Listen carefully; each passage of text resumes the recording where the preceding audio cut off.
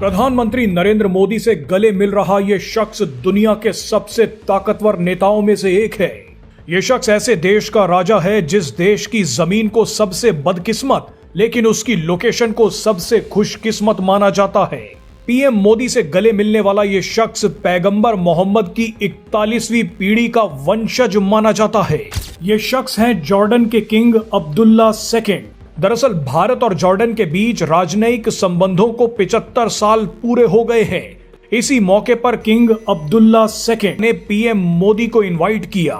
लेकिन सबसे बड़ा सवाल यह है कि क्या पीएम मोदी किंग अब्दुल्ला से सिर्फ इसलिए मिलने पहुंचे हैं क्योंकि भारत और जॉर्डन के बीच डिप्लोमेटिक रिलेशंस को 75 साल पूरे हो गए हैं, या फिर इसके पीछे एक बड़ी रणनीति है?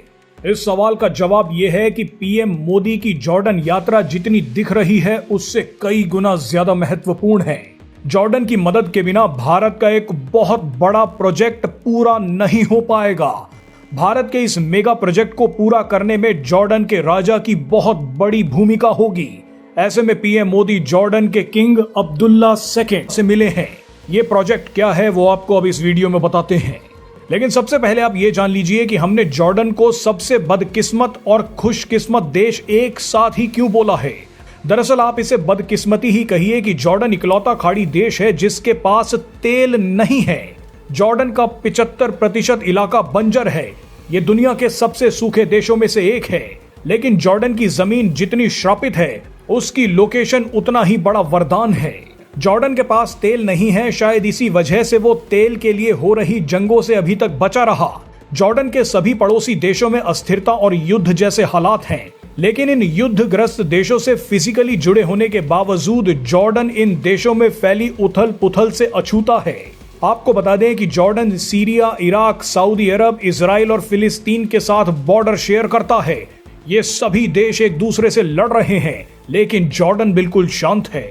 जॉर्डन खाड़ी देशों के बीचों बीच बैठा है। ये इकलौता मुस्लिम देश है जिसका इजराइल के साथ सीधा संपर्क है। इजराइल भी जॉर्डन की सारी बातें मानता है। ऐसे में अगर कोई देश इजराइल और मुस्लिम देशों के बीच शांति स्थापित कर सकता है तो वो सही मायने में जॉर्डन ही है। जॉर्डन ही वो देश है जिसकी बात फिलिस्तीन मानने से कभी इनकार नहीं कर सकता, क्योंकि जॉर्डन ने ही दुनिया में सबसे ज्यादा फिलिस्तीनियों को शरण दे रखी है। ऐसी स्थिति में जंग की आग में जल रहे खाड़ी देशों के बीच जॉर्डन ही भारत के लिए सबसे बड़ा खजाना है। भारत एक बहुत बड़े प्रोजेक्ट पर काम कर रहा है और वो प्रोजेक्ट जॉर्डन की मदद के बिना पूरा नहीं हो सकता। भारत ने 2023 में India middle east Europe economic corridor यानी आईमैक कॉरिडोर का ऐलान किया था। आईमैक कॉरिडोर भारत को सीधे यूरोप से जोड़ेगा। 6000 किलोमीटर लंबा ये कॉरिडोर भारत से निकलकर मिडल ईस्ट के देशों में जाएगा, उसके बाद यूरोप में एंटर करेगा। इसी कॉरिडोर के जरिए भारत का सामान मिडल ईस्ट से होता हुआ यूरोप तक पहुंचेगा। भारत के आईमैक कॉरिडोर को चीन के बेल्ट एंड रोड इनिशिएटिव यानी BRI प्रोजेक्ट का विकल्प बताया जा रहा है।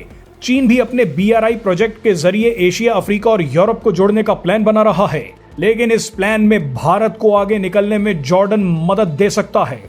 लेकिन भारत और चीन के बीच चल रही इस कॉरिडोर की जंग में जॉर्डन भारत को विजेता बना सकता है।